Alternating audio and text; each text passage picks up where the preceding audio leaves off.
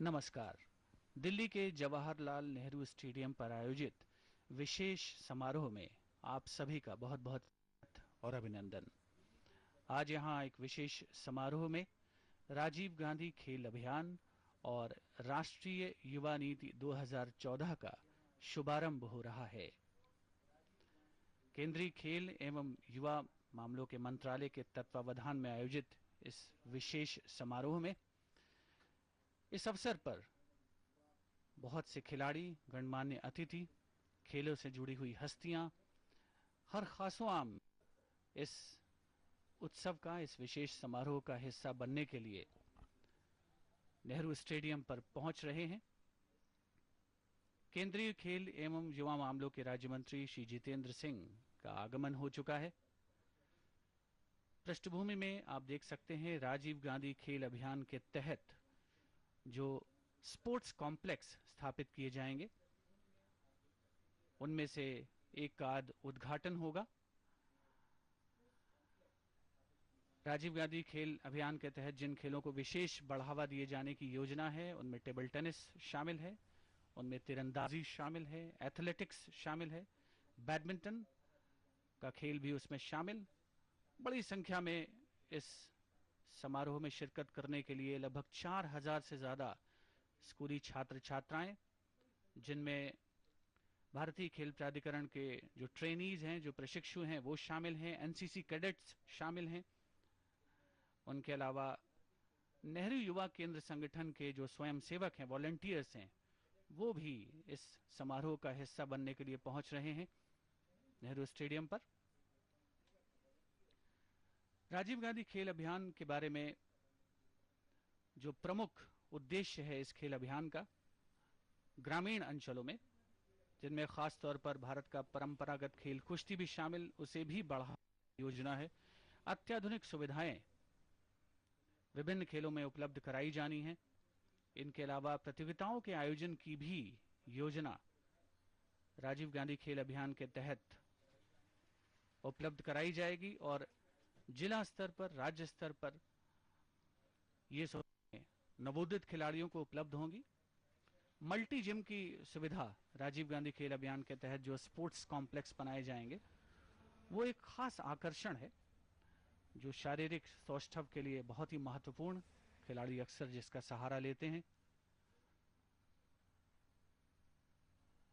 Local और जो regional sports हैं यानी स्थानीय और क्षेत्रीय खेल स्पर्धाएं, उनको भी राजीव गांधी खेल अभियान का एक अभिन्न अंग बनाया जा रहा है और योजना यह है कि कम से कम 2 या 3 स्थानीय खेल और क्षेत्रीय खेलों को जो प्रशिक्षण की सुविधाएं हैं उनमें शामिल किया जाएगा। बहुत से पूर्व राष्ट्रीय और अंतर्राष्ट्रीय खिलाड़ी आज इस समारोह का हिस्सा बनने के लिए नेहरू स्टेडियम में मौजूद हैं, जिनमें पूर्व अंतर्राष्ट्रीय हॉकी खिलाड़ी जफर इकबाल, विनीत कुमार, उनके अलावा डोपिंग से जुड़े डॉक्टर चंद्रन भी उपस्थित।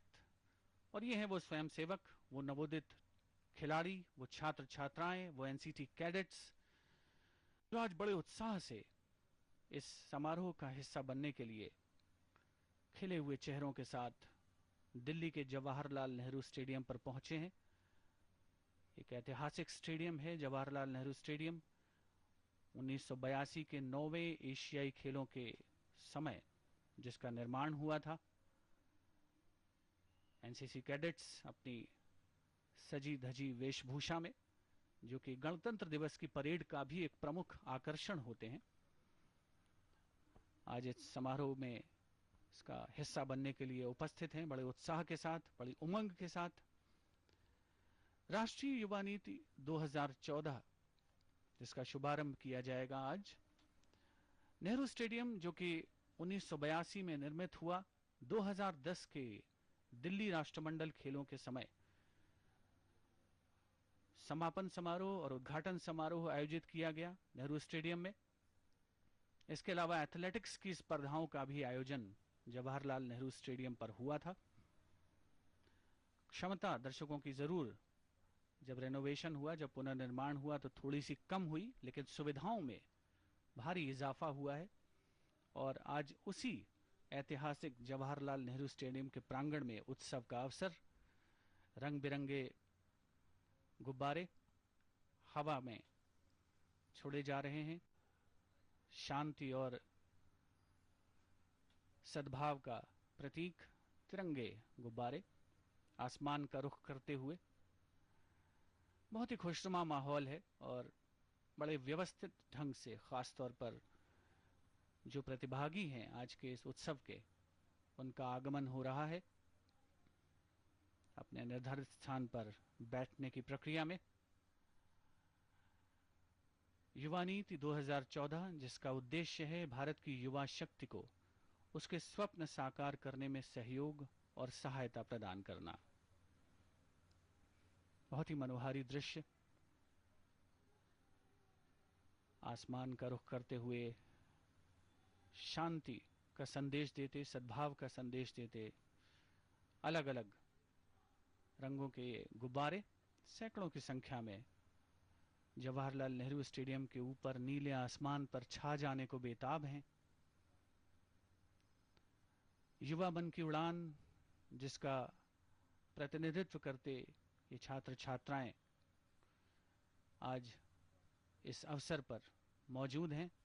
सभी को इंतजार है उस अवसर का जब राजीव गांधी खेल अभियान के तहत स्पोर्ट्स कॉम्प्लेक्स का उद्घाटन होगा और साथ ही एक वाकाथॉन का भी आयोजन किया जा रहा है। दौड़ का भी आयोजन होगा जिसमें ये सभी प्रतिभागी, जिसमें युवा खिलाड़ी भी शामिल हैं, छात्र छात्राएं शामिल हैं, वो हिस्सा बनेंगे।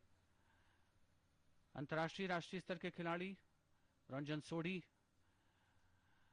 उनके अलावा विजेंदर सिंह जो कि जाने माने मुक्केबाज हैं, ओलंपिक खेलों में पदक जीत चुके हैं भारत के लिए।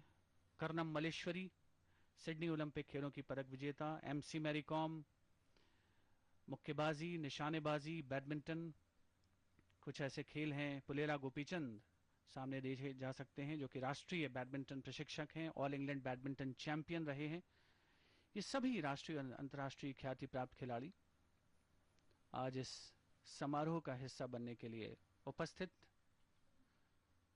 एक तरफ जहां युवा शक्ति का प्रतिनिधित्व, वहीं भविष्य में भारत को सारे विश्व मानचित्र पर स्थापित करने की ललक इन सभी में पढ़ी जा सकती है। टेबल टेनिस में हाल के वर्षों में भारत ने उल्लेखनीय प्रगति की है और 2006 के मैनचेस्टर की मेलबर्न ओलंपिक खेलों में भारत ने टेबल टेनिस में महत्वपूर्ण भूमिका निभाई। केंद्रीय मंत्री श्री जितेंद्र सिंह, उनके साथ श्री राजीव गांधी, श्री राहुल गांधी का आगमन होता हुआ, जो आज के कार्यक्रम की शोभा बढ़ाने के लिए और राजीव गांधी खेल अभियान का शुभारंभ करने के लिए पहुंचे हैं जवाहरलाल नेहरू स्टेडियम पर। युवा मन को आगे बढ़ने के लिए सभी प्रकार की सुविधाएं उपलब्ध कराना राजीव गांधी खेल अभियान का प्रमुख उद्देश्य। केंद्रीय खेल एवं युवा मामलों के मंत्री श्री जितेंद्र सिंह मौजूद। विधिवत उद्घाटन होगा स्पोर्ट्स कॉम्प्लेक्स का। कर्नम मल्लेश्वरी, जो कि भारत की पहली महिला एथलीट हैं ओलंपिक खेलों में व्यक्तिगत पदक हासिल करने वाली भारोत्तोलन में, श्री राहुल गांधी के साथ मौजूद हैं। एक ऐतिहासिक का प्रयास हमारे मुल्क में, इसका शुभारंभ देश की राजधानी दिल्ली से हो रहा है और खिलाड़ी को जोड़ना, इससे बढ़कर बेहतर और क्या बात हो सकती है। विधिवत उद्घाटन की प्रक्रिया संपन्न होती हुई करतल ध्वनि से जिसका अभिनंदन श्री राहुल गांधी, साथ में श्री जितेंद्र सिंह, जो कि स्वयं एक खिलाड़ी रह चुके हैं, ट्रैप शूटर रह चुके हैं जितेंद्र सिंह। राष्ट्रीय स्तर पर पदक भी उन्होंने हासिल किए हैं। स्पोर्ट्स कॉम्प्लेक्स में जो सुविधाएं उपलब्ध कराई जाएंगी खिलाड़ियों को, उनका परिचय जो आमंत्रित अतिथिगण हैं, जो खिलाड़ी हैं, उनसे कराया जा रहा है। भारत का राष्ट्रीय खेल हॉकी भी जिसमें शामिल। विजेंद्र सिंह विश्व और ओलंपिक पदक विजेता इस अवसर पर उपस्थित हैं। साथ में हैं कर्णम मलेश्वरी, पुलेला गोपीचंद। स्पोर्ट्स कॉम्प्लेक्स जिसके तहत 11 आउटडोर और 5 इंडोर खेलों की सुविधाएं उपलब्ध कराई जाएंगी। आधारभूत सुविधाओं के साथ साथ मल्टी जिम की सुविधा भी यहां उपलब्ध होगी। और इन सभी स्पोर्ट्स कॉम्प्लेक्स की खासियत यह है कि यहाँ पर प्रशिक्षित कोचेज भी उपलब्ध होंगे, जो स्थानीय स्कूलों से या जो विभिन्न भारतीय खेल प्राधिकरण की या अन्य जो केंद्रीय योजनाएं हैं उनसे निकल करके आगे आते हैं और युवा प्रतिभाओं को तराशने का दायित्व संभालेंगे। देश के हर ग्रामीण ब्लॉक में 6,500 से ज्यादा स्पोर्ट्स कॉम्प्लेक्स स्थापित किए जाने की योजना है राजीव गांधी खेल अभियान के तहत। और हर खेल कॉम्प्लेक्स पर लगभग जो अनुमान है, प्रारंभिक अनुमान, उसके अनुसार 175 करोड़ रुपए खर्च किए जाएंगे। स्थानीय और परंपरागत खेलों के विकास को वरीयता दिए जाने का प्रस्ताव है। जो स्पोर्ट्स कॉम्प्लेक्स बनाए जाएंगे हमारे देश में उसके तहत। और स्पोर्ट्स कॉम्प्लेक्स की एक और खास बात यह है कि जो 3 प्रशिक्षक हैं उनमें कम से कम 1 महिला प्रशिक्षक भी होंगी, जो बालिकाओं को पर प्रशिक्षण देने का दायित्व संभालेंगी। श्री राहुल गांधी और केंद्रीय मंत्री श्री जितेंद्र सिंह बड़ी उत्सुकता के साथ उपलब्ध कराई जाने वाली सुविधाओं का जायजा लेते हुए और प्रांगण में मौजूद तमाम छात्र छात्राएं और स्वयंसेवक जिनके पास भी अवसर होगा इस सारे जो आधारभूत सुविधाएं उपलब्ध कराई जा रही हैं उनसे रूबरू होने का। कुछ अगर उनके मन में कौतूहल है तो उसकी जिज्ञासा को भी शांत किया जा सकता है आज इस विशेष समारोह में, जिसका आयोजन दिल्ली के जवाहरलाल नेहरू स्टेडियम पर किया जा रहा है। एक बहुत ही महत्वाकांक्षी परियोजना राष्ट्रीय युवा नीति और राजीव गांधी खेल अभियान जो आगे आने वाले वर्षों में एक क्रांतिकारी कदम साबित हो सकता है। देश की युवा शक्ति को खेलों के माध्यम से मुल्क के विकास और साथ ही साथ सर्वांगीण विकास के लिए विभिन्न योजनाओं से जोड़ना इसका एक अंग कहा जा सकता है। ऐसा अनुमान है कि प्रतिवर्ष देश की युवा शक्ति के सर्वांगीण विकास के लिए विभिन्न योजनाओं के माध्यम से लगभग 90,000 करोड़ रुपए की राशि का निवेश किया जाता है और खेलों का विकास उसका एक अहम हिस्सा है, जो स्वस्थ शारीरिक और मानसिक के साथ साथ चारित्रिक विकास और उन्नति में भी सहायक सिद्ध होता है। राजीव गांधी खेल अभियान के तहत आज पहले केंद्र का शुभारंभ हुआ है।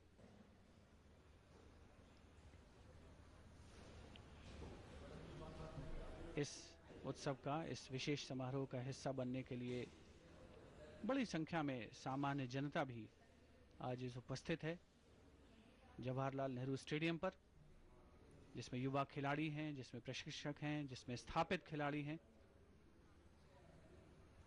श्री राहुल गांधी जायजा लेते हुए विभिन्न जो सुविधाएं उपलब्ध कराई जाएंगी स्पोर्ट्स कॉम्प्लेक्स में उनका। भारत का खेलों में बड़ा ही गौरवशाली इतिहास रहा है और हाल के वर्षों में भारतीय खिलाड़ियों ने राष्ट्रीय और अंतर्राष्ट्रीय स्तर पर अपनी प्रभावी उपस्थिति दर्ज कराई है और राजीव गांधी खेल अभियान एक कदम है एक मील का पत्थर साबित हो सकता है, जहां अलग अलग खेलों के लिए प्रतिभाओं को तलाशने के लिए और उन्हें तराशने के लिए सुविधाएं उपलब्ध कराई जा रही हैं। ऐसा अनुमान है कि लगभग 9,000 करोड़ रुपए जो कैपिटल एक्सपेंडिचर होगा, जो आधारभूत सुविधाएं होंगी राजीव गांधी खेल अभियान के तहत, उसमें उपलब्ध कराई जाएंगी। श्री राहुल गांधी, केंद्रीय मंत्री श्री जितेंद्र सिंह, ओलंपियन विजेंद्र सिंह उपस्थित। सामाजिक विकास और साथ ही युवा शक्ति को खेलों के माध्यम से उद्यमिता विकास और कौशल प्रशिक्षण से जोड़ना राष्ट्रीय युवा नीति का भी एक महत्वपूर्ण उद्देश्य है और साथ ही राजीव गांधी खेल अभियान का भी एक अहम हिस्सा। हर स्पोर्ट्स कॉम्प्लेक्स में लगभग 15 लाख रुपए के जो अत्याधुनिक उपकरण हैं वो खिलाड़ियों को उपलब्ध कराए जाने का प्रावधान है। इसके अलावा हर साल टूर्नामेंट्स ऑर्गेनाइज किए जाएंगे, जो प्रतियोगिताएं आयोजित होंगी उनमें कोचेस प्रतिभाओं को तलाशने और तराशने पर खास ध्यान देंगे।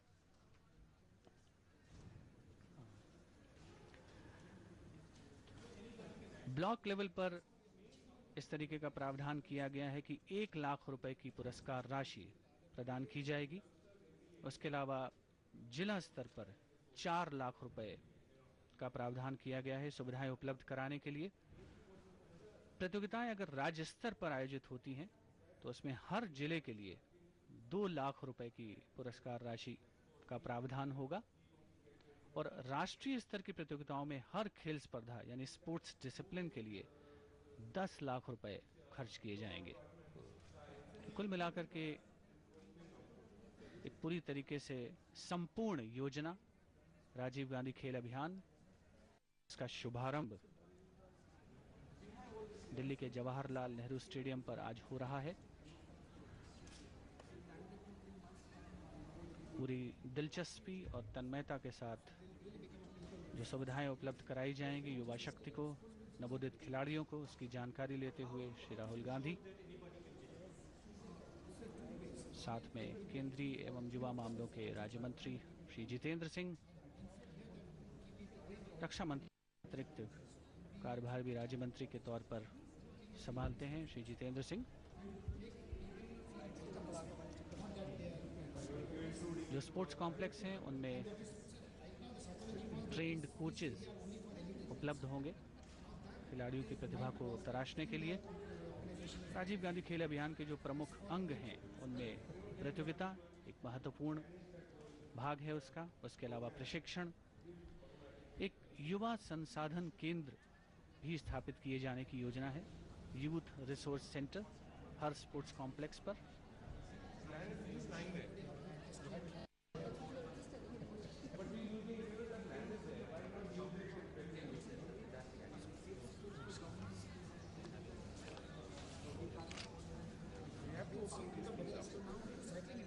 खेलों के लिए आधारभूत सुविधाएं राजीव गांधी खेल अभियान के तहत स्पोर्ट्स कॉम्प्लेक्स पर उपलब्ध कराई जाएंगी और सबसे अहम होगा जो स्पोर्ट्स इक्विपमेंट हैं उनकी उपलब्धता सुनिश्चित करना। आमतौर पर जब स्टेडियम का निर्माण होता है तो इसमें खिलाड़ियों को जोड़ना एक बड़ी अहम बात होती है। बहुत बड़े खेल आयोजन के बाद निरंतरता को बनाए रख पाना, और इस उद्देश्य में उम्मीद की जा रही है कि राजीव गांधी खेल अभियान एक महत्वपूर्ण भूमिका अदा करेगा। मलेश्वरी यानी नवी भारतोलक, निशानेबाज राजीव गांधी खेल रत्न पुरस्कार से सम्मानित, लीला गोपीचंद थे बैडमिंटन के राष्ट्रीय प्रशिक्षक हैं। बड़ी उत्कंठा के साथ मुख्य अतिथि का इंतजार। स्वयंसेवक अधीर होकर के अपने स्थान पर इंतजार करते हुए एक स्पोर्ट्स कॉम्प्लेक्स और उसके बाद दूसरे स्पोर्ट्स कॉम्प्लेक्स का रुख करते हुए श्री राहुल गांधी। उपस्थित जनसमूह का अभिनंदन किया उन्होंने और करतल ध्वनि से उनका स्वागत करते हुए बड़ी संख्या में युवा खिलाड़ी, स्वयंसेवक, एथलीट, पूर्व अंतर्राष्ट्रीय खिलाड़ी जवाहरलाल नेहरू स्टेडियम पर मौजूद हैं।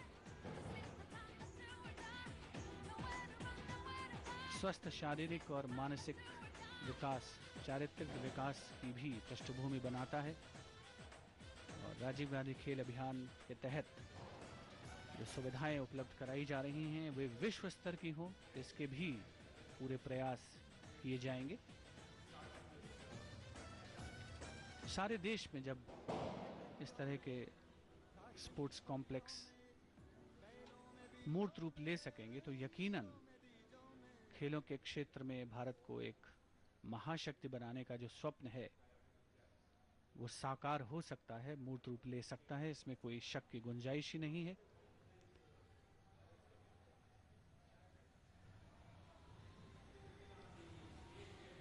स्वस्थ शारीरिक, मानसिक और चारित्रिक विकास राष्ट्र और देश की उन्नति में प्रमुख भूमिका निभाता है और युवा शक्ति उसमें हमेशा से अहम रोल निभाती रही है।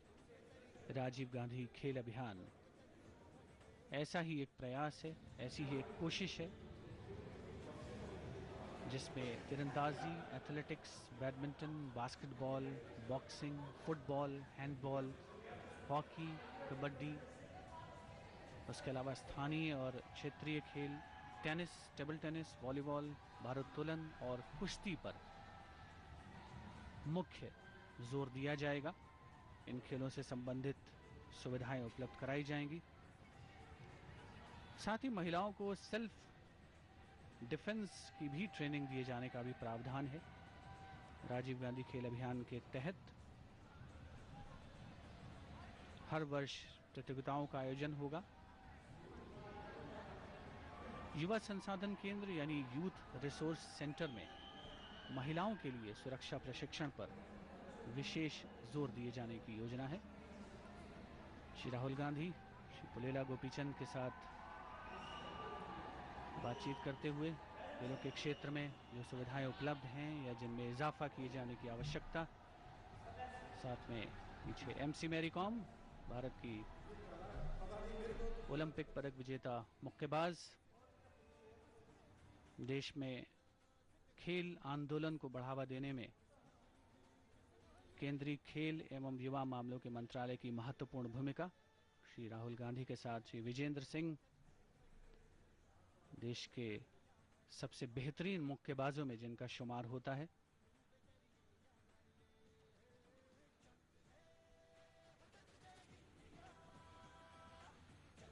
तमाम युवा छात्र छात्राएं प्रतिभाशाली अलग अलग खेलों में, अलग अलग क्षेत्रों में, कुछ वॉलंटियर्स के तौर पर सक्रिय हैं, कुछ खिलाड़ी के तौर पर सक्रिय हैं, कुछ वरिष्ठ खिलाड़ी भी उपस्थित आज इस समारोह का हिस्सा बनने के लिए। इनकी कोशिश यही कि इस महत्वपूर्ण खेल अभियान का अंग बने और इस ऐतिहासिक अवसर के साक्षी हो। This very important occasion. We also invite the other dignitaries on stage, our sports persons, Secretary Sports, Secretary Youth.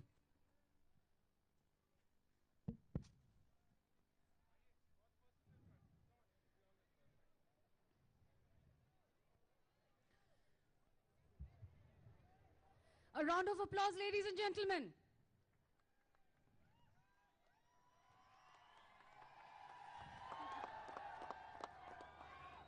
आज का दिन बहुत ही महत्वपूर्ण दिन है। The youth policy is going to be unveiled. Without wasting any more time, we will request kindly unveil the Youth Policy 2014. I would request the other dignitaries on the stage to kindly do the honors. The policy is in both languages, Hindi as well as English. I will request Rahul ji to kindly do the unveiling here. We just need to pull it. You do it. Come. Come. Okay. Put your hands together, friends. 1, 2 and 3. This is for you. ये आप लोगों के लिए है. I would request the Honorable Minister to kindly take over the stage. Okay.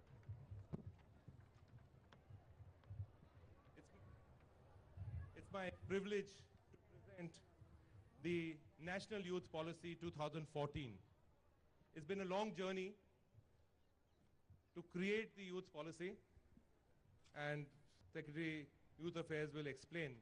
वो बताएंगे कि कितना एक लंबा सफर हमने तय किया इस यूथ पॉलिसी को बनाने के लिए।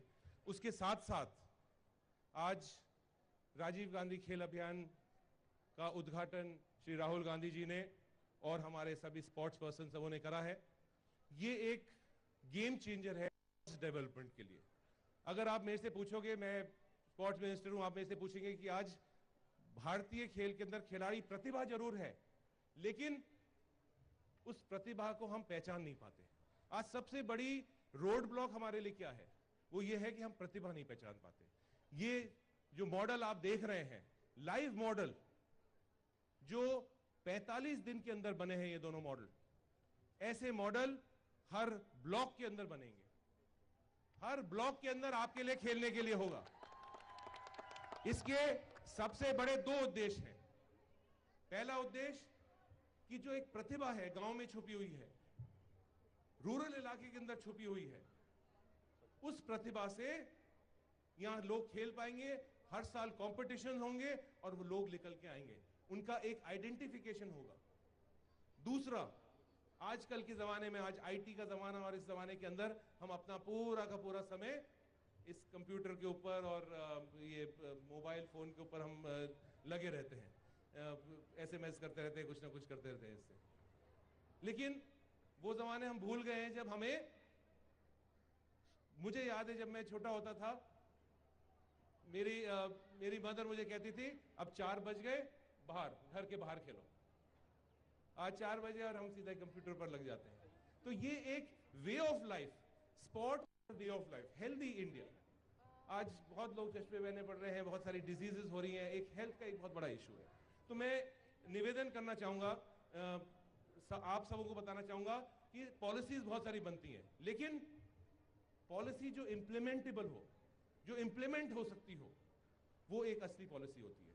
तो उस पॉलिसी का जो पहला इंप्लीमेंटेशन है वो राजीव गांधी खेल अभियान, हमने उसका नाम रखा है। और राहुल जी, हमारे लिए इससे बड़ी खुशी की बात नहीं हो सकती है कि स्वर्गीय राजीव गांधी जी, जिनने आज युवाओं को, इस देश को एक अलग नजारे पर रखा है, एक आईटी के रूप में उनको एक देखा जाता है, एक वोटिंग का राइट जो उन्होंने दिया है, उनके नाम से हमने रखी है। और उनके सुपुत्र उसका आज रिबन काट रहे हैं। उससे बड़ी खुशी व्यक्तिगत रूप से मुझे भी और हमारे युवाओं को इस देश के अंदर नहीं हो सकती। मैं निवेदन ये आपसे करना चाहूंगा इस मौके के ऊपर कि हमारे बहुत सारे हमारे साथी, हमारे स्पोर्ट्स आइकॉन यहाँ विराजमान हैं। तो एक मिनट के लिए मैं निवेदन करूंगा, हमारे दोनों जो सचिव हैं उनसे मैं पूछना चाहूंगा, सेक्रेटरी साहब ये बताइए कि ये यूथ पॉलिसी कैसे बनी, इसके ऊपर योगदान क्या रहा है, या हमने अपने ऑफिस के अंदर बना दी बैठे बैठे, आपने और हमने लिख दी, या इसमें इनका भी कोई योगदान रहा है क्या? ये यूथ पॉलिसी बनाने की एक्सरसाइज पिछले 4-5 साल से चली और इसमें युवाओं से काफ़ी व्यापक विचार विमर्श किया गया। क्षेत्रीय स्तर पर माननीय मंत्री और सचिव युवा कल्याण, युवा कार्यक्रम विभाग के, उन्होंने युवाओं के साथ बैठकें की, उनके सुझाव लिए और सभी राजनीतिक दलों से, उनके युवा विंगों से, सबसे इसमें व्यापक विचार विमर्श किया गया। राज्य सरकारों से बहुत विचार विमर्श किया गया। Rajiv Gandhi national institute of youth development, उसने इस पे काफ़ी एक्सरसाइज कर सुझावों को लेकर एक एक्सपोजर ड्राफ्ट तैयार किया, जिसे वेबसाइट पर डाला गया मई 2012 में। उस पर सबके सुझाव आमंत्रित किए गए, सभी राज्य सरकारों के सुझाव मांगे गए, पार्लियामेंट्री फोरम ऑफ यूथ उनके सुझाव मांगे गए, एमपीज के सुझाव मांगे गए, राज्य सरकारों से सुझाव मांगे गए, सभी भारत सरकार के विभागों से उस पर प्रतिक्रिया प्राप्त की गई। तत्पश्चात जाकर एक कैबिनेट नोट तैयार किया गया, फिर इसे 25 विभागों को भेजा गया, परिचालित किया गया और सबके सुझाव और सहमति के अनुसार फिर जनवरी में इसे मंत्रिमंडल ने पारित किया और अब यूथ पॉलिसी आज अनवील हुई है। बहुत बहुत धन्यवाद। जब हम ये यूथ पॉलिसी बना रहे थे तो एक बहुत ही नई चीज सामने आई हमारे कि भारत सरकार लगभग 90,000 करोड़ रुपए युवाओं के लिए खर्च करती है। मुझे भी नहीं मालूम था, मैंने कहा कि नंबर पूरे जोड़ लिए कैलकुलेटर से या ऐसे ही कहीं से आ गया ये, तो सही बात है। लेकिन क्या जरूरत है कि आज जितने भी हमारे मंत्रालय हैं वो अलग अलग युवाओं के लिए अलग अलग कार्यक्रम कर रहे हैं। एक कोऑर्डिनेटेड एफर्ट जो होनी चाहिए, एक कोऑर्डिनेशन जो एक दूसरे में होना चाहिए, वो कोऑर्डिनेशन नहीं हो पाता है अलग अलग मंत्रालयों के बीच में। तो यूथ पॉलिसी का एक सबसे बड़ा जो रोल है, उसके अंदर हमने लिंकेजेस जो अलग अलग मंत्रालयों के बीच में जोड़ने की कोशिश करी है, वो एक बहुत अहम कंपोनेंट हमारे यूथ पॉलिसी का है। ये यूथ पॉलिसी हर दिन, हर महीने, हर साल सभी मंत्रालयों के टेबल पर रहेगी, क्योंकि एक एक्शन प्लान हर मंत्रालय बना के और इसको आगे ले जाने वाला है। इसके साथ साथ मैं हमारे सेक्रेटरी स्पोर्ट्स अजीत सरन जी से पूछना चाहूंगा, हमने ये रूरल इलाकों के लिए राजीव गांधी खेल अभियान शुरू कर दिया है, लेकिन बहुत सारे हमारे जो साथी हैं यहाँ बैठे हुए हैं, ये सोच रहे हैं कि सिर्फ ये ब्लॉक में भी होगा या हम इसको शहरों के अंदर लेके। शहरों में भी उसकी जरूरत है, सिर्फ गांव में हम कैसे कहा, प्रतिभा शहरों के अंदर भी छुपी हुई है, उसके बारे में बताएं और थोड़ा सा राजीव गांधी खेल अभियान जो है उसके बारे में हमें सबों को बताएं। लेकिन एक बात जरूर है, उसके साथ मैं कहना चाहूंगा कि आप सबों को बताना चाहूंगा कि इतने बड़े बड़े स्टेडियम हमारे पास बने हुए हैं। आप देख रहे हैं इतना सुंदर स्टेडियम बना हुआ है, इंदिरा गांधी स्टेडियम बना हुआ है, हमारे इंडोर स्टेडियम बहुत सारे बने हुए हैं। ऐसे ही स्टेडियम पूरे देश भर के अंदर बने हुए हैं। हमारा कोई गेम, एशियन गेम होता है तो हम स्टेडियम बना देते हैं, नेशनल गेम होता है तो स्टेडियम बना देते हैं, हमारे कॉमनवेल्थ गेम होता है तो स्टेडियम बन जाता है। लेकिन उस स्टेडियम का जो गेम्स के बाद उसका क्या यूसेज होना चाहिए, उसके ऊपर भी एक बहुत बड़ा हमारे लिए एक चैलेंज है, क्योंकि ये बड़ी बड़ी बिल्डिंग बन जाती हैं, इनके ऊपर करोड़ों रुपए हम हर साल बिजली के, रंग के, पुताई के हम खर्च करते हैं, लेकिन उसका एक आम जनता को, एक आम युवा उसके अंदर घुस के, उस गेट के अंदर घुस के क्यों ना स्पोर्ट्स खेल सके, ये हमारे लिए एक बहुत बड़ा चैलेंज है। उसके लिए भी हमने एक बहुत बड़ा फैसला लिया है और सेक्रेटरी साहब से कहूंगा कि 2 शब्द उस पर बोले। धन्यवाद सर। जहाँ तक राजीव गांधी खेल अभियान का सवाल है, इस समय हमारे ग्रामीण इलाकों में सबसे बड़ी समस्या इंफ्रास्ट्रक्चर नहीं है खेल के लिए। तो इस अगले 4 साल में लगभग 6500 गाँव में हर ब्लॉक में एक ऐसा कॉम्प्लेक्स बनेगा जिसके ऊपर 1,75,00,000 हर एक कॉम्प्लेक्स के ऊपर लागत आएगी और टोटल लागत लगभग 9,000 करोड़ की होगी। इतना बड़ा खेल का अभियान कभी नहीं हुआ जिस तरह से इंफ्रास्ट्रक्चर बनाने के लिए। इसमें इंफ्रास्ट्रक्चर बनाने के बाद कॉम्पिटिशन्स के द्वारा प्रतिभाएं जो अच्छी खेल की हैं उनको सिलेक्ट किया जाएगा, उनकी फर्दर ग्रूमिंग होगी। जो हमारा स्लोगन है चैंपियंस की खोज में, अब नए नए चैंपियंस हम वहाँ से ग्रामीण इलाकों से इस अभियान के थ्रू ढूंढेंगे। जहाँ तक शहरों का सवाल है तो वहाँ समस्या फ़र्क है। तो वहाँ पे कई जगह कॉलेजों में, स्टेडियम्स में बड़े बड़े इंफ्रास्ट्रक्चर बने हुए हैं, पर वो केवल उनमें ज़्यादातर ताला लगा रहता है। जब कभी कोई टूर्नामेंट होती है वो खुल जाते हैं, कोई कैंप लगता है तब खुल जाते हैं। तो हमने ये फैसला करा कि जो खासकर शुरुआत में दिल्ली में जो हमारे 5 बड़े स्टेडियम हैं वो पब्लिक के लिए हम बिल्कुल खोलेंगे। वहाँ वो आकर के चाहे रिक्रिएशन के लिए खेलें, चाहे बच्चों की ट्रेनिंग के लिए छोटी छोटी अकेडमियाँ वहाँ बन जाएंगी, वो आगे वहाँ खेलें, ताकि वो सही मायने में एक पीपल्स स्टेडियम बन जाएंगे, ना कि एक ऐसे स्टेडियम जो कि ताला लगा रहे और कभी कभार साल में 10-20 दिन के लिए खुल जाएं।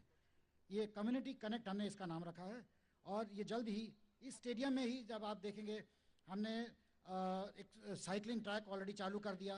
किसी ने साइकिलिंग की एक्सरसाइज करनी है, यहाँ आए, गेट पे साइकिल से उठा करके आध घंटा 1 घंटा अपने साइकिलिंग एक्सरसाइज करके जा सकता है। जॉगिंग करनी है उसने, उसके लिए हमने ट्रैक बना दिया है। Volleyball, basketball, archery, swimming, squash, badminton, ये सारी सुविधाएं इसमें और जो हमारे 4 स्टेडियम हैं उसमें जल्द ही आप सब के लिए उपलब्ध हो जाएंगी, ताकि जो बच्चे हैं वो आकर के इसका पूरा इस्तेमाल कर सकें। तो अब मैं निवेदन करना चाहूंगा, पूछना चाहूंगा हमारे सबसे youngest champion Ashish Kumar ji. Gymnastics के अंदर हमारा ज्यादा एक लंबा चौड़ा एक बहुत अच्छी मेडल्स हमें नहीं मिलती, हम थोड़ा सा पीछे हैं जिम्नास्टिक्स के अंदर। तो बताइए आशीष कुमार जी कि जिम्नास्टिक्स के अंदर और कैसे हम अपने जो युवा साथी, आपके देखो हमारे एनसीसी के साथी बैठे हुए हैं, NYK SNS सब बैठे हुए हैं, तो इनको क्या वैसे देना चाहोगे कि इतनी यंग एज के अंदर आप जिम्नास्टिक्स के अंदर आपने एक बहुत औहदा हासिल किया है, उसके लिए बताइए कुछ। सर सबसे पहले तो मैं ये बताना चाहूँगा कि जिम्नास्टिक्स जो है मदर ऑफ़ ऑल स्पोर्ट्स है, और जहाँ तक मेरी नॉलेज है, मुझे इलाहाबाद में मैंने ट्रेनिंग स्टार्ट की डॉक्टर UK मिश्रा जी की एकेडमी में। मुझे शुरू से ही अच्छा इंफ्रास्ट्रक्चर, अच्छे कोचेज़ और अच्छे इक्विपमेंट्स मिले हैं। अगर वो सारी फैसिलिटीज़ हम यहाँ पे भी दें तो डेफिनेटली जिम्नास्टिक ऐसा इवेंट है जिसमें कई सारे मेडल्स आप ओलंपिक्स में ले सकते हैं। और जिम्नास्टिक्स में अगर एक प्लेयर अच्छी मेहनत करे तो 7 to 8 मेडल्स वो अचीव कर सकता है अकेले। यस ओके, बहुत बहुत धन्यवाद। अब मैं सीधा माइक मैरी कॉम जी के प्रिंस को दे देता हूं mike. Mary Kom ji, I wish Prince भी आज हमसे कुछ बोल पाता, लेकिन आज थोड़े दिन बाद, कुछ सालों बाद, ये भी बिल्कुल बॉक्सिंग ग्लव पहन के मेडल हमारे लिए इस देश का नाम उज्जवल करेगा। तो मैरी कॉम जी, आप तो, क्योंकि एक बॉक्सिंग माना जाता है कि मेल डोमिनेटेड स्पोर्ट माना जाता है, इसके अंदर लड़कियां और महिलाएं कम जाती हैं, और आप इस परिवार, ऐसे गरीब परिवार से आई हैं, उसके बारे में मेरे ख्याल से सब लोग जानते हैं, पूरा देश जानता है कि किस गरीबी की हालत में आपका परिवार, और आपने छोटे बचपन के अंदर आप लकड़ी काटते थे, उसको जलाते थे, उसका कोयला बनाते थे और सारा समय उसमें लगे। तो ये बताइए कि पहला क्वेश्चन कि आपको बॉक्सिंग के अंदर आने हैं, कैसे आप मोटिवेट हुए, बॉक्सिंग क्यों चुना आपने? ये क्वेश्चन से पहले मैं सबसे पहले मैं कहना चाहता हूँ, आज ये राजीव गांधी खेल अभियान स्कीम लॉन्च हो रहा है, मैं बहुत खुश हूँ, और मैं चाहता है इससे और आगे इंडिया नाम रोशन करे, और ये ज़रूर बेनिफिट होगा रूरल एरिया, जो गांव और पहाड़ लोग, बच्चा लोग खेलने सिटी में नहीं आ पाया, वो ज़रूर उसका बेनिफिट होगा, और आगे में देश के नाम ज़रूर रोशन करेगा। और अब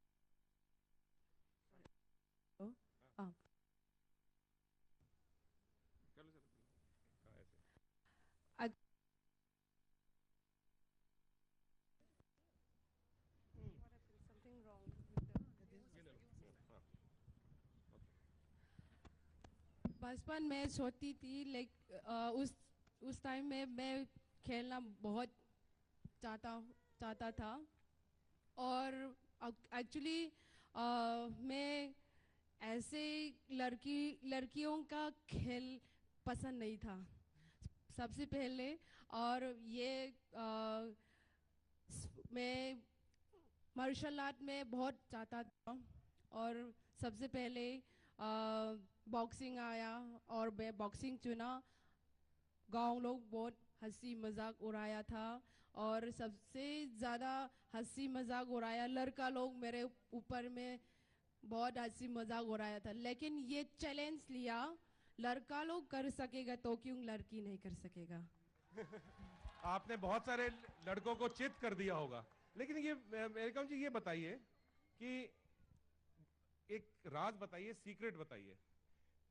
आप एक माँ हैं, you're a very good wife, उसके बाद आप तैयारी कर रहे हैं अगले ओलंपिक्स के लिए, तो ये सब कैसे कर लेती हैं आप एक साथ? मल्टीटास्किंग वाला काम कैसे है कि आप सारे काम एक साथ कैसे कर लेती हैं?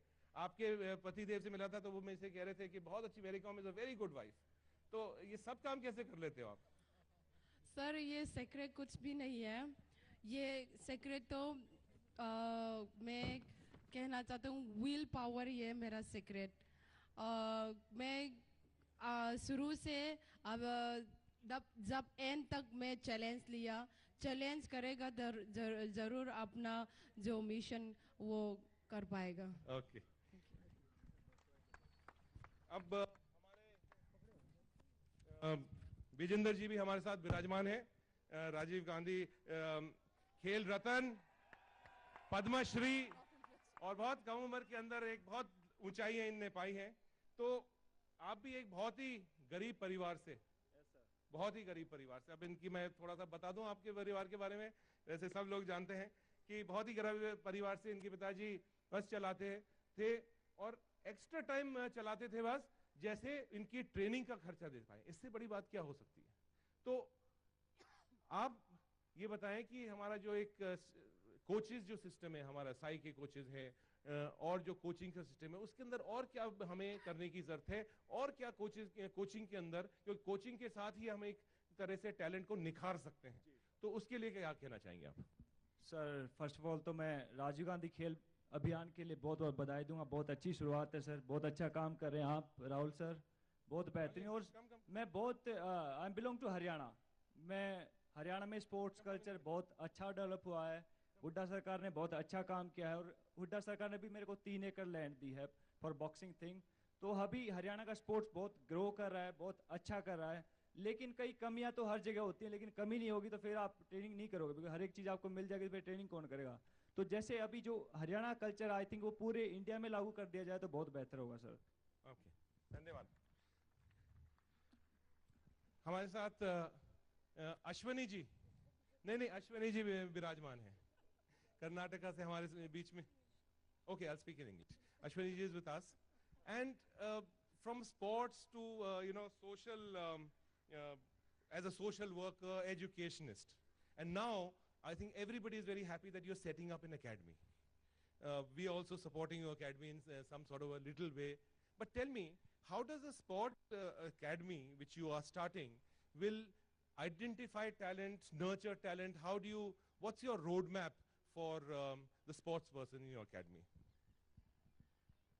First of all, congratulations to you and the ministry and the entire team for setting up this wonderful scheme. I've always been advocating that unless the base of our pyramid increases, we will not see champions emerging out of choice, but merely out of chance. And I think this is a great reason to ensure that more and more participation from young children come in at the block level, and then we can nurture them based on their talent. And I think this is a wonderful way to go about. I look forward to something like this in my hometown in Coog, which will really bring out, I mean, Coog is known for great hockey players and many sports persons. So such schemes will definitely benefit, and I wish the scheme all success. Thank you very much. Pulera Gopichand ji हमारे साथ विराजमान हैं। इनका नाम देश के अंदर सबों ने रख रखा है चैंपियन मेकर। चैंपियन मेकर, क्योंकि इनने इतने सारे चैंपियंस बनाए हैं। असली तो लीडर यही हैं कि और ज्यादा चैंपियंस बनाए हैं। तो उसके बारे में आप बताइए। You are talking in English, Hindi, whatever you feel like, but tell us what is the secret behind this champion maker? First of all, thank you very much, sir, and it's a wonderful program. I congratulate the entire team for this wonderful work. I think there's a lot of talent in our country across the board, from Kashmir to Kanyakumari, from east to west. I think what we need is the right kind of atmosphere, the right kind of infrastructure, and then you need to pursue it over a period of time. Results are not going to come easily. Results are not going to come without failures, but it's very important that you need to and support the players and the youth, especially I've seen a difference personally from when I used to go and play at the Olympics to now.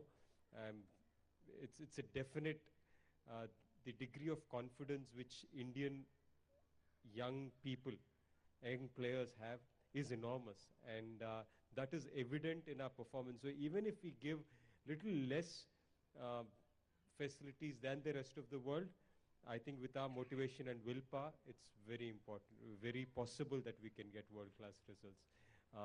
And we need to get more such structures up so that our base is bigger. We have more of rural India, getting inspired to play. We need to create more role models because that's where they're looking at learning from. And I think the human resource is very important. As a country, I think we need to look at producing better people, and sport is a huge model for that. And I think all of this and whatever investment we do in sport will be of great benefit. Thank you. Thank Thank you, you for that secret. हमारे साथ विराजमान है कन्ना महेश्वरी जी, जिनको Arjun award मिला है, राजीव गांधी खेल रत्न मिला है, पद्म श्री मिला है, और आपने एक तरह से बहुत लंबा संघर्ष करते हुए और अब आप एक अलग रोल के अंदर एक स्पोर्ट्स पर्सन से आप अपना एक परिवार को भी संभालती हैं, एक मल्टीटास्किंग, क्योंकि क्या होता है कि हम एक तरह से सोचते हैं कि अब शादी हो गई, बच्चे हो गए, तो अब स्पोर्ट्स से रिटायरमेंट ले लो, लेकिन स्पोर्ट्समैन कभी भी रिटायर नहीं हो सकता है। तो उसके लिए आप क्या कहना चाहेंगी कि क्या मैसेज आप देना चाहेंगी कि sportsman never retires? Thank you sir. सबसे पहले मैं आपको मुबारकबाद देना चाहूँगी इतना अच्छा स्कीम लॉन्च करने के लिए, क्योंकि सर विलेजेस में एंड छोटे टाउन्स में आपको बिल्कुल प्रैक्टिस करने के लिए अगर आपके पास टैलेंट है उसके बाद भी कोई इतना अच्छी फैसिलिटीज़ नहीं मिलते हैं। फॉर एग्जांपल कि मैं खुद जब वेट लिफ्टर थी एंड हमें पटियाला साई कैंप में प्रैक्टिस करती थी, जब भी ब्रेक मिलता था तो हमको घर जाना पड़ता था। जब घर जाते थे तो हमको प्रैक्टिस करने के लिए नहीं मिलता था, क्योंकि वहाँ कोई स्टेडियम कुछ भी फैसिलिटीज़ नहीं थे। तो थैंक्स टू साई, मैंने साई को रिक्वेस्ट किया यहाँ मेरे लिए एक वेट लिफ्टिंग सेट प्रोवाइड किया जाए, तो उन्होंने मेरे को वेट लिफ्टिंग सेट दे दी। लेकिन उसके बावजूद मुझे प्रैक्टिस करने के लिए कोई स्पेस नहीं था, तो मैं अपने घर में एक कमरे में प्रैक्टिस करती थी, और वो मेरा किराए का मकान था। कि मैं उनको भी धन्यवाद करती हूँ जो मकान मालिक है, उन्होंने मेरे को घर से निकाला नहीं। आस पड़ोस भी जब वेट ड्रॉप करते हैं तो बहुत ज़्यादा आवाज़ आता है, तो लेकिन हमारी जो लेबर्स है एंड जो हाउस ओनर है वो सभी लोग ने मुझे सपोर्ट किया। तो आज मैं वही सोच रही थी कि इतना अच्छा स्कीम लॉन्च हो रही है, तो इस तरीके की जो भी प्रॉब्लम्स है प्लेयर्स को, ये सारी प्रॉब्लम दूर हो सकता है। और एक आइडल प्रोजेक्ट होगा ये, क्योंकि टैलेंट बहुत है हमारा देश में, लेकिन उनको प्रैक्टिस करने के लिए इक्विपमेंट्स नहीं है, जिम्स नहीं है, उसके बाद भी वो सोचते हैं कि कहाँ जाना है, और उसके बाद भी अगर थोड़ी बहुत संघर्ष करके कहीं दूर प्रदेश में जाके प्रैक्टिस करते हैं, लेकिन उनके पास इतनी टाइम नहीं होती। उसके बाद पेरेंट्स भी फिर फेडअप हो जाता है कि भाई बच्चा इतना कर रहा है लेकिन रिजल्ट नहीं आ रहा है, चलो छोड़ दो। लेकिन उनकी गांव में, उनके विलेजेस में अगर इस तरीके की अगर स्कीम्स खुलती है और जिम्स वगैरह प्रोवाइड होता है, तो सर ये डेफिनेटली बहुत अच्छा होगा हमारे देश स्पोर्ट्स खिलाड़ियों के लिए। एंड मैं भगवान से प्रार्थना करती हूँ कि ये स्कीम सक्सेस हो और बहुत सारी ओलंपिक मेडलिस्ट हमारा देश के अंदर से उभर के आए। धन्यवाद सर। बहुत बहुत धन्यवाद।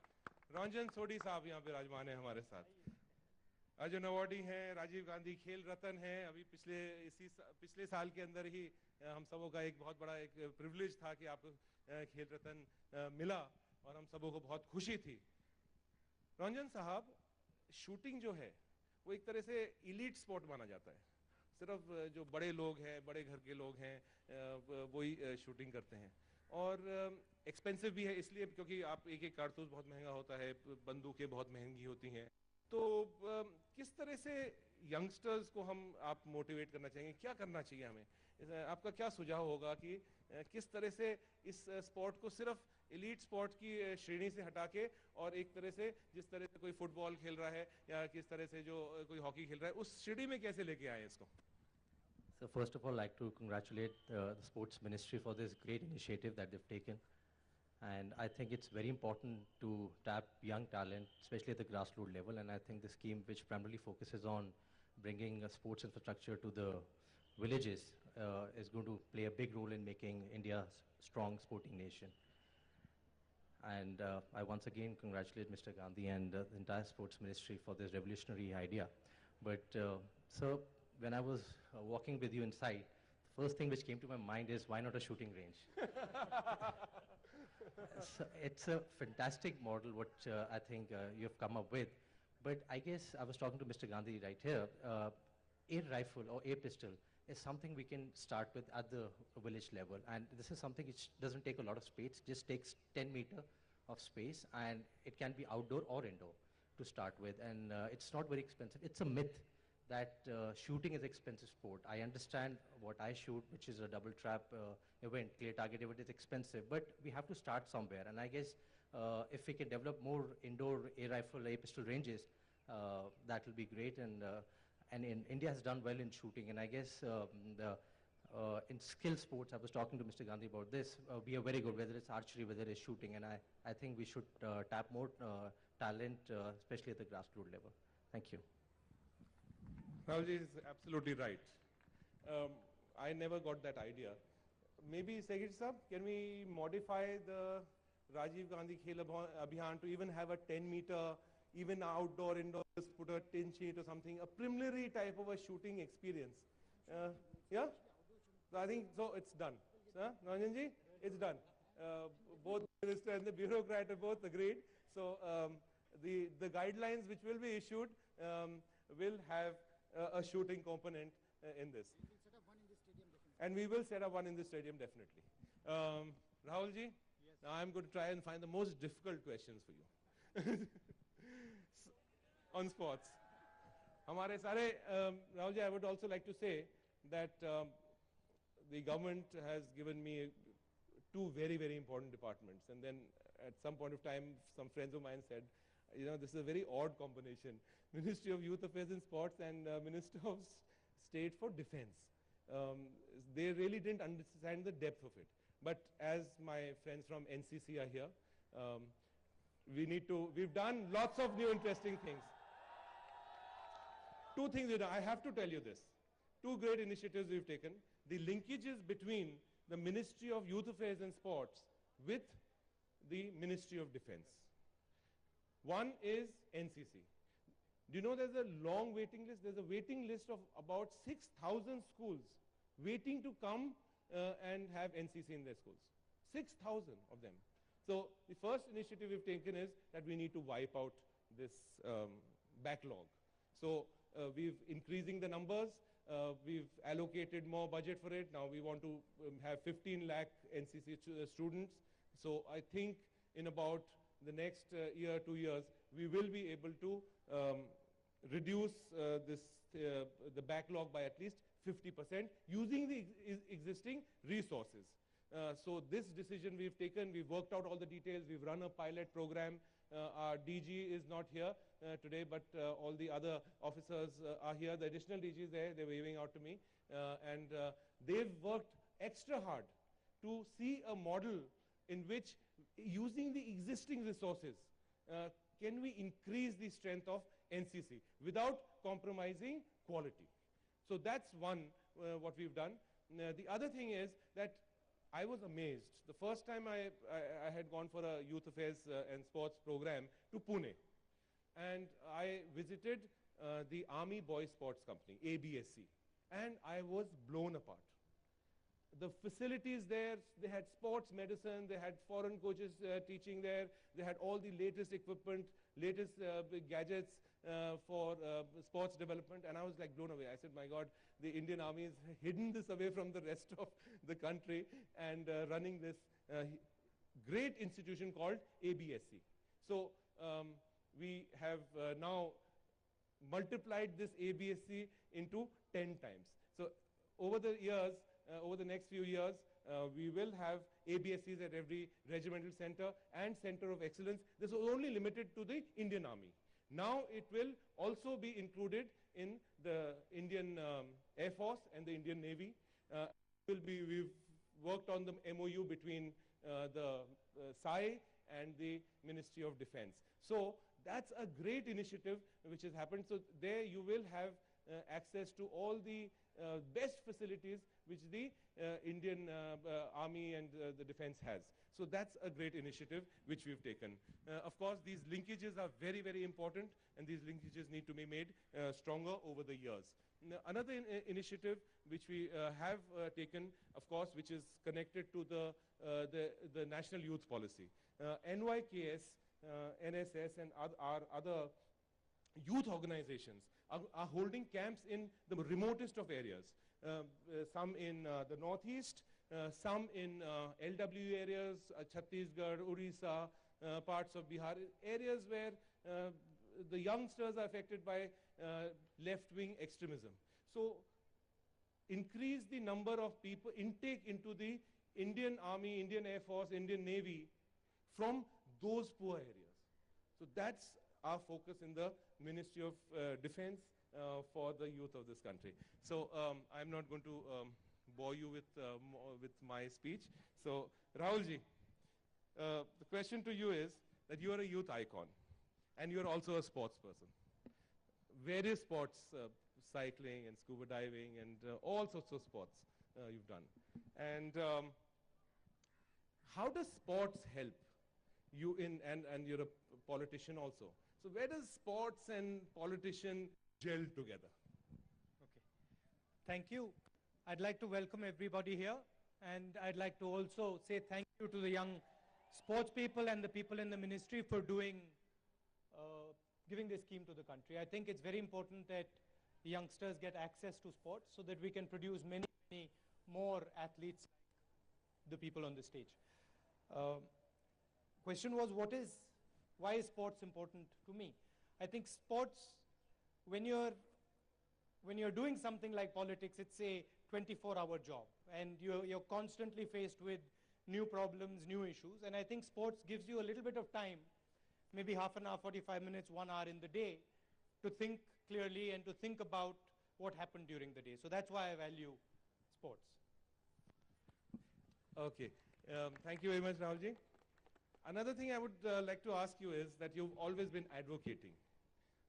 I mean, I've been working with you for many, many years now, but you've always told us that the youth needs to be involved in governance. That's the way forward. That's what youth policy also does. So how does that happen? How should it happen? What are your thoughts on youth engagement in government and in governance? Well, I think as we are talking about sports, and you had earlier asked me, how do we make sports more accessible? I think more and more power should go to sports people when deciding things about sports in the country. I think that's the crux of it, and the same applies for politics. If you want to change politics, give more and more power to young people, give more and more power to the common man, and you'll change politics. Keep the politicians out of sports, if you want it put directly. No. But what we've done in the Ministry of Youth Affairs and Sports is that all these people here, most of them, are in our governing council where decisions are taken, main decisions are taken. The governing council is there, the various other committees are there, and all these people now sit and take decisions. The meetings which used to run for 15 minutes and 20 minutes now runs for half a day, 7 and 8 hours, and I have to, they come and shout at us and shout at all of us there, and this is not happening, and that's not happening. That's true. And then we've seen a change. And this is a perfect model which has worked. We've seen that since with all their inputs, field level inputs, the ministry has gained, the Sports Authority of India has gained. Let me thank all of you, especially our sports persons, the country, and you've taken time off. I know you have other engagements. Some people are training, and some people had other engagements, and you've come here. Rahulji, thank you very, very much.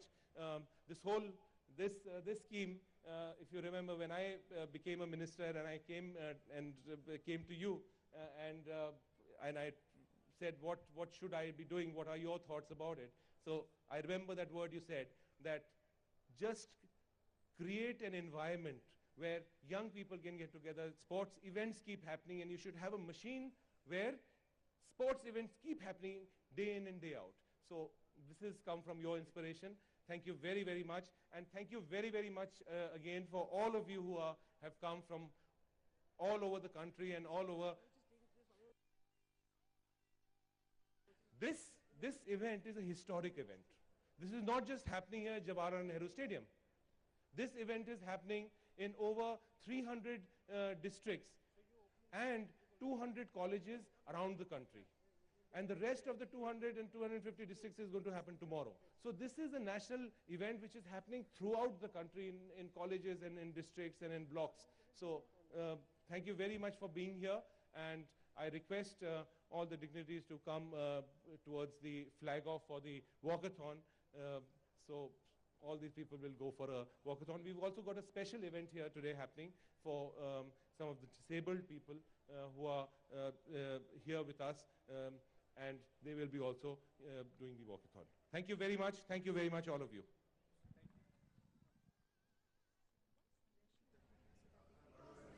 Yeah? We just Delhi के Jawaharlal Nehru stadium पर राजीव गांधी खेल अभियान और राष्ट्रीय युवा नीति 2014 का शुभारंभ हो चुका है। इस समारोह का, इस उत्सव का हिस्सा बनने के लिए अंतर्राष्ट्रीय ख्याति प्राप्त खिलाड़ी आज यहां पर उपस्थित, उनके साथ साथ राष्ट्रीय सेवा योजना के वॉलंटियर्स, एनसीसी के कैडेट्स, नेहरू युवा केंद्र संगठन के वॉलंटियर्स भी मौजूद हैं। will only happen गांधी संसद when सदस्य जो खेलों you में गहरी and दिलचस्पी your रखते हैं, district उनके level साथ at your स्वयं block एक level खिलाड़ी रहे meet the public केंद्रीय मंत्री Shri representatives, meet Jitendra the Singh. district collector, the SDM there, and say, why is this not scheme happening in my block? So this is a pull-based scheme. This is a unique scheme where we have converged all the other ministries and all other programs of the central government like BRGF, LWE programs for IAP, etc., Manrega, for creating this infrastructure. So this is one of those schemes which does convergence. So I would request all of you that when you go back, you should keep pestering your public representatives, your members of parliament, your member of legislative assemblies, your district administration, and tell them that we want this Rajiv Gandhi Khel Abhiyan soon. So I would advise you to do that.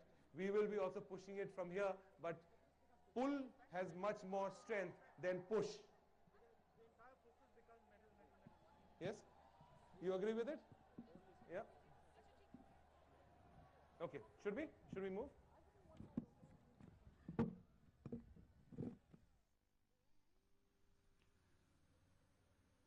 Rajiv Gandhi खेल अभियान के शुभारंभ के अवसर पर एक walkathon का भी आयोजन किया जा रहा है, जहां पर बड़ी संख्या में अलग-अलग संस्थाओं से जुड़े इस रेस का, इस वॉकाथॉन का, इस मैराथन का, मिनी मैराथन का हिस्सा बनने के लिए पहुंचे हैं। और जो स्टार्टिंग पॉइंट है उसकी ओर अग्रसर होते हुए केंद्रीय खेल एवं युवा मामलों के राज्य मंत्री श्री जितेंद्र सिंह, साथ में श्री राहुल गांधी संसद सदस्य, उनके साथ पूर्व अंतर्राष्ट्रीय और राष्ट्रीय ख्याति प्राप्त खिलाड़ी अभिवादन स्वीकार करते हुए Shri Rahul Gandhi, budding sports persons और जो वॉलंटियर्स, जो स्वयं सेवक, जो आम जनता यहाँ पर मौजूद है, इस यादगार उत्सव का हिस्सा बनने के लिए कुछ ही क्षणों में वॉकाथॉन का शुभारंभ होगा। We'd like to inform all the members present that the walkathon participants are from different institutions and schools, NCC, NYKS, national campus of the Sports Authority of India for the discipline of boxing and cycling, different schools, trainees from Indira Gandhi Stadium, Jawaharlal Nehru Stadium, National Stadium. The senior citizens are also participating in the walkathon, and of course, the differently abled people. A healthy lifestyle is very, very important. More than 41% of the Indian population belongs to the age category of 13 to 35 years. And sports is a very important segment and element of our healthy lifestyle. A healthy body is an abode of a healthy mind.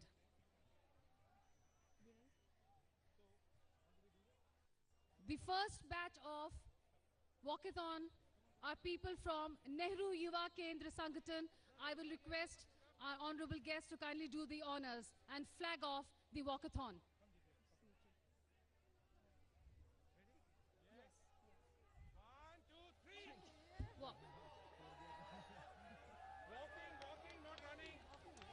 Please walk, do not run. Please walk, do not run. चलें. सभी लोगों से गुजारिश है कि वो दौड़े नहीं और चलें और इस भव्य स्टेडियम का आनंद भी उठाएं.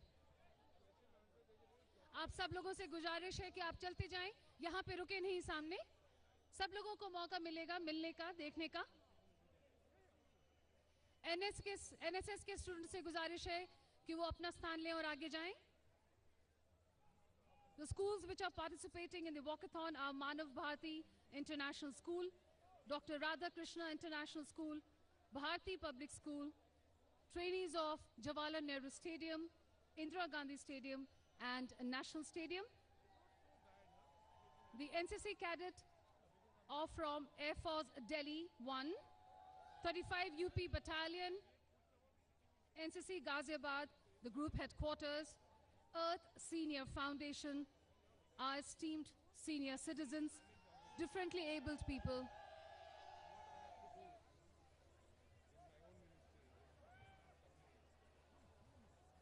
The national campers of cycling and boxing are also amongst the walkathon participants.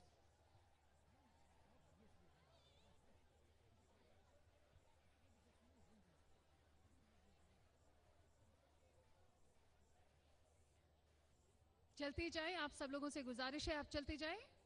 Next batch of students आगे आ जाएं.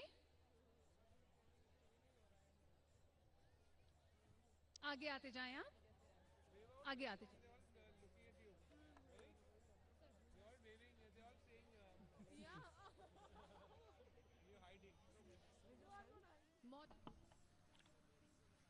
वाकाथॉन का शुभारंभ हो चुका है इस महत्वपूर्ण अवसर पर, जिसमें बड़ी संख्या में वॉलंटियर्स, छात्र छात्राएं, वरिष्ठ खिलाड़ी और साथ ही दृष्टिबाधित जो एथलीट हैं वो भी शिरकत कर रहे हैं. पैरा ओलंपिक्स और स्पेशल ओलंपिक्स खेलों का आयोजन किसी भी अंतर्राष्ट्रीय आयोजन में महत्वपूर्ण भाग रखता है.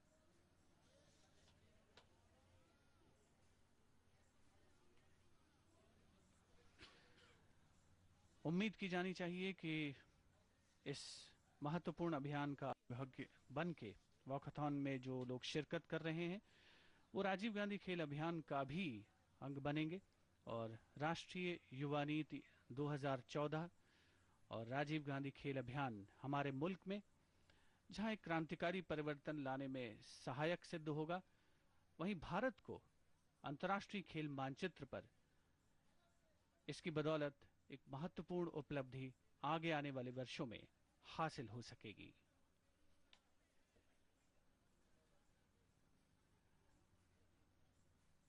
राजीव गांधी खेल अभियान के तहत जो सुविधाएं उपलब्ध कराई जाएंगी उनसे अंतर्राष्ट्रीय स्तर पर भी खेलों की प्रतिभाओं को आगे बढ़ने का मौका मिलेगा.